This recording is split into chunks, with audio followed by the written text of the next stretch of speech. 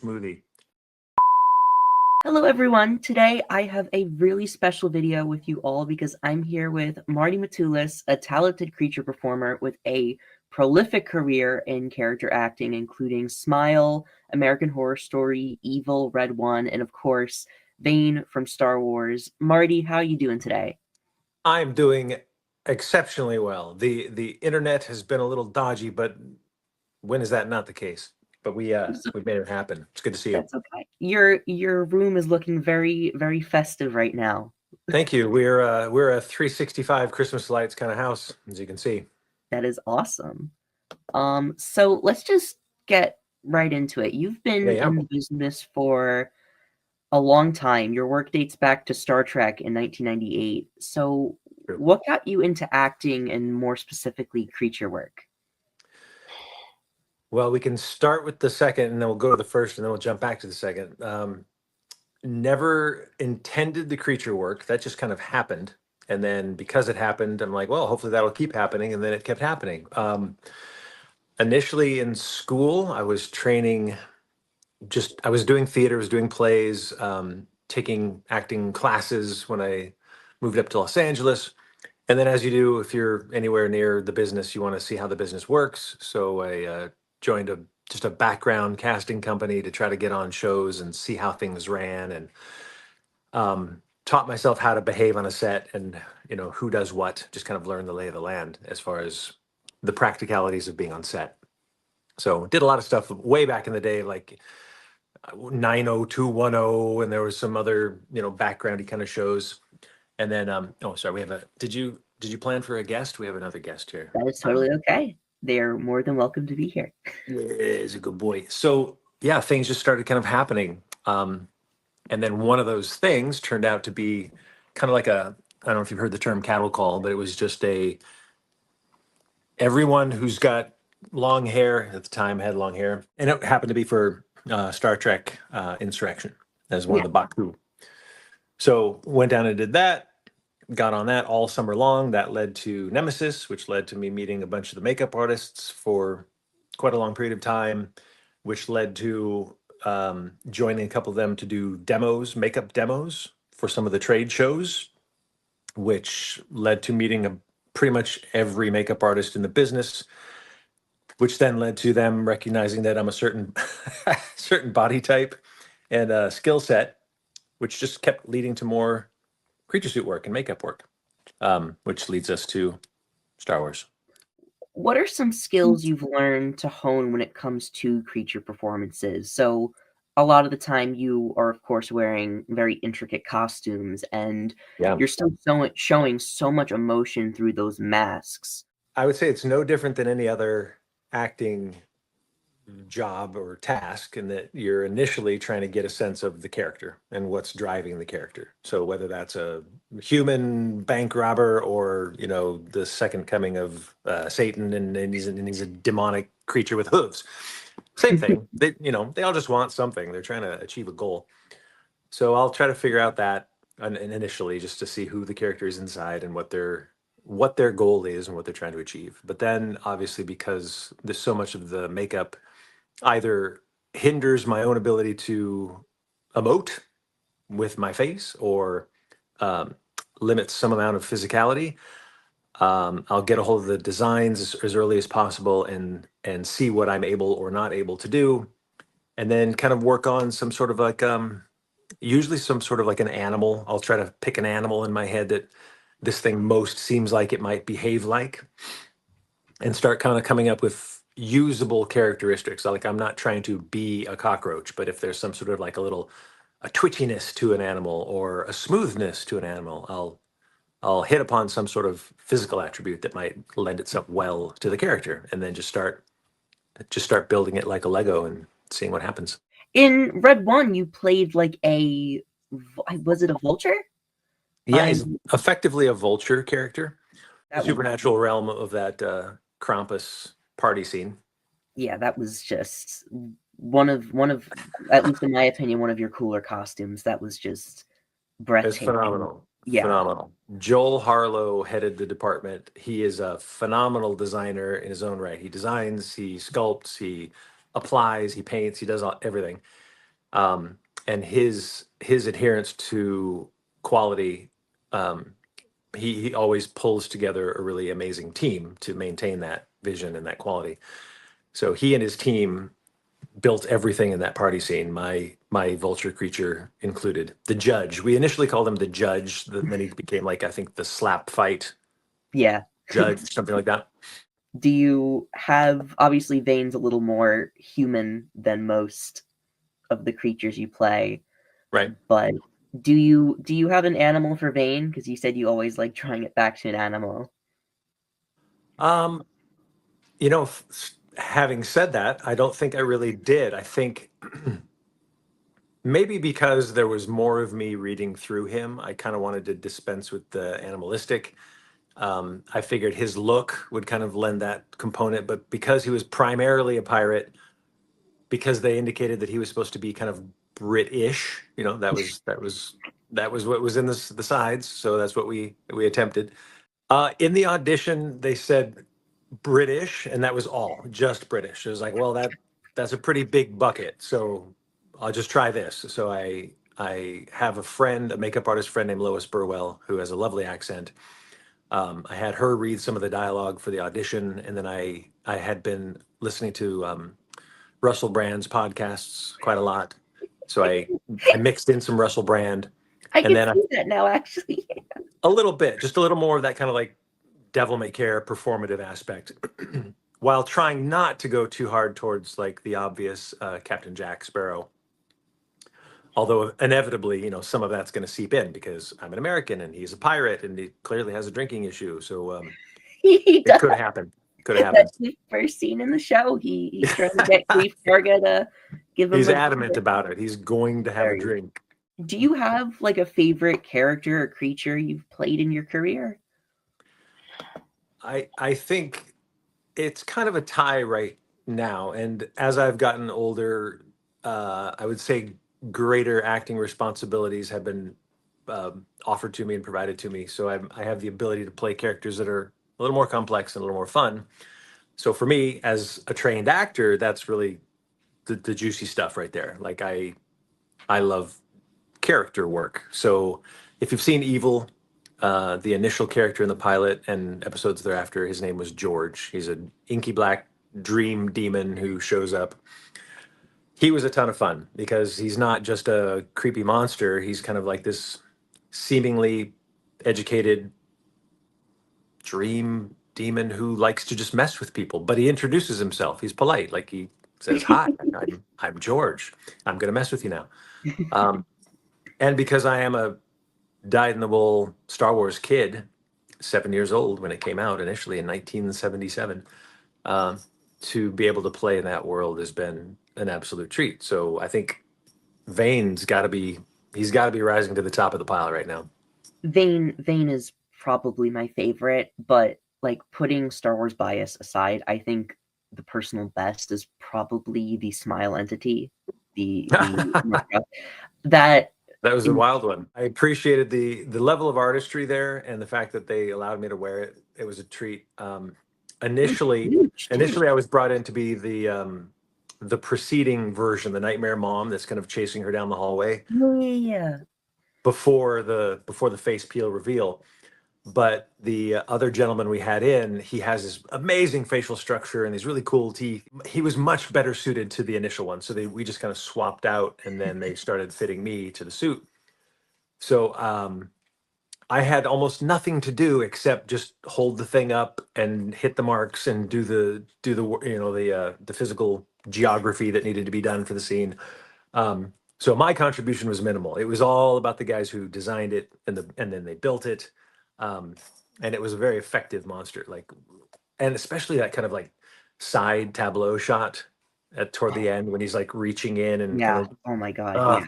it's so cool. So cool. Now, moving into Skeleton Crew, which is, Yes. of course, your most recent project. So, when we last saw Vane, he abandoned his former captain, Gorian Shard, and now we see that he has a new crew with a wolf creature, Captain Brutus. So, Mhm. why don't you tell us that about like that shift with Vane's character? Like, did you make any changes as to how you played him since now he has a new posse to deal with?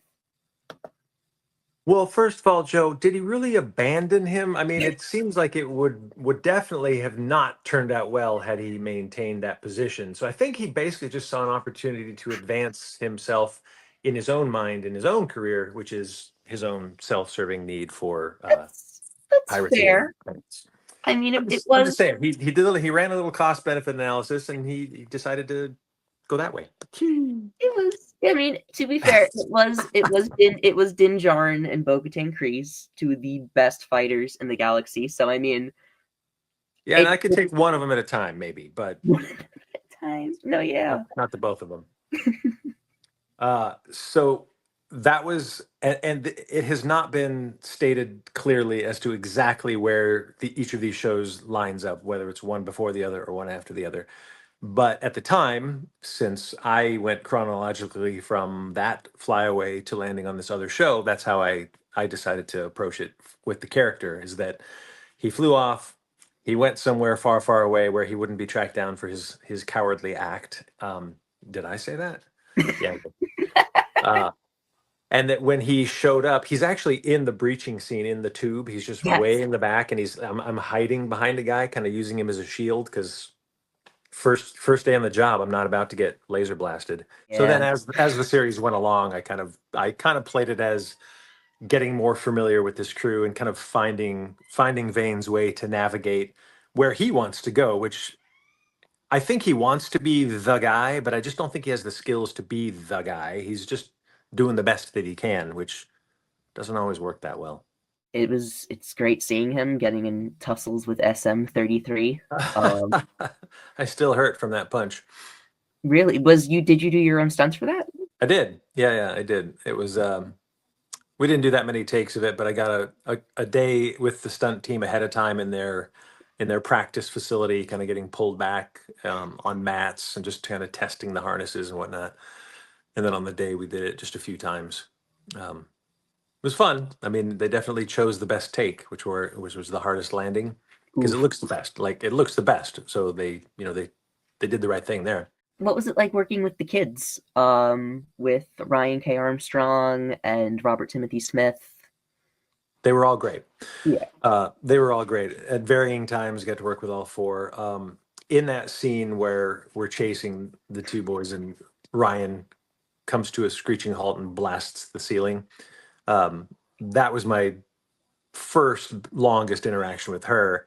And it took no time at all before she was messing with me because obviously we were in our little face off and she was, as any self-respecting kid would do, completely making fun of me and ridiculing that Vane had no nose, and she was giving me the old, "Hey, got your nose," and I'd be like, "How did you do that?" And every time I'd come out and be like, "I'd like my nose back, please," and she's like, So we That's had some fun. great.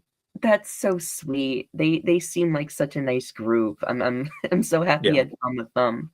I would Um, hope for a return to a season two just to hang out with them several years on. I really hope we see Yeah, more of them after season one. They've already cemented themselves as like icons, and it's just yeah. such a great Was it time. Yeah, hashtag Neil Nation? Neil Nation. This is a more so sillier question, but in the pre-production photos and also the merchandise, Vane can be seen with this sword cutlass, and Yep. it can still be seen in his sheath in the first episode with him. But were there ever plans to give the character like a sword fight, or was it always just like an extra accessory for the costume?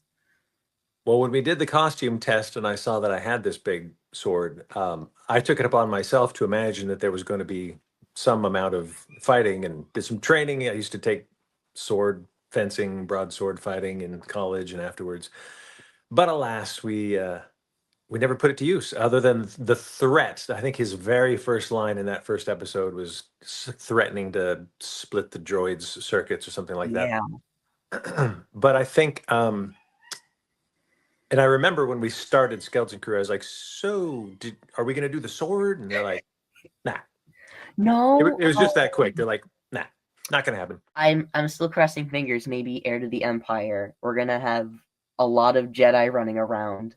So Right? That'd be cool. maybe Vane comes back to help Grand Admiral Thrawn. and he has to go up against maybe Ezra or Luke or something with that sword. I mean, anything could happen, Joe. I wish I knew because I mean, I wouldn't tell you if I did know, but I actually don't know. No, Um, that's okay. in my I own imaginings, of course, like I'm a Star Wars character. Woo! I imagine that I'm going to be, the most important pirate on the ship, and I'm going to go off, and me and Shin Hati are going to land and do a pop-up coffee shop and just sell espressos to all the passengers. You name it, and I've imagined it, but it all kind of depends on where the focus ends up in the editing. And clearly, like I said, the focus is the kids and Jod and the planet. all I'm saying is personally, I would love to see more of him. I And think I he's great. appreciate that and agree. Couldn't agree more. But it's not like we have a lot of bad guys left because I mean, we have Shin, we have Captain Enoch, and we have Elia Kane, but Vane's always right there. If we need a good fight with the Mandalorian in his big hurrah against the Thrawn, we can always have Vane. So Let's go. let, They're collecting a lot of tools for their toolbox. Let's just see what happens when they put them all together. And let's hope that, fingers crossed on Black Series. Maybe he'll maintain the sword in that. do you have any hopes for? Obviously, we talked about possibilities for his future, and maybe would you like to ever go back and see what he used to be like before the Mandalorian? Do you have any characters on your bucket list that you would want him to meet? Maybe. Oh, a little Vane bucket list, wishful thinking. Yeah, I would love to. You know what I would love is to see kind of a comic book treatment of a Vane backstory. Ooh. Like that would be fun, of course, to shoot. But I like the looking forward thing. Plus, I'm aging up, so it wouldn't really behoove the storytelling to have 50-plus-year-old Marty playing 20-plus-year-old Vane. I think my knees wouldn't like that too much. But comic book treatment, I think, would be amazing to see all of the textures of the costumes and the colors of these pirates, and see him like, who was he? What took him to piracy? I think that might be interesting. Um, Going forward, like we've already mentioned, and we know what's coming. I think I would love to sit at the feet of Filoni and just see what he's got. Just see what he's got. In fact, when this all started and they said, hey, pre-Skeleton Crew, then they were suggesting that Vane might have something else to do, I was immediately on the internet Googling my little fingers to the bone, trying to figure out what was coming up next. And the only thing I could come up with in my head and in my searches was Ahsoka. So all of my speculation was like, okay, Ahsoka. So what are we doing there? Are we gonna like, is she gonna catch a ride with a bunch of pirates and go explore and try to find Thrawn? Is Thrawn gonna be there? Like that was rampant speculation on my part. But anything like that to see what else is coming is intriguing to me. Yeah. For me, I would love to see Vane with Hondo from Clone Wars. I think that's like a bucket list item for me. Seeing Hondo show Yeah, up with Vane, that'd be great. I'll tell you what, and this is never going to stop on the internet because Hondo is such a great character.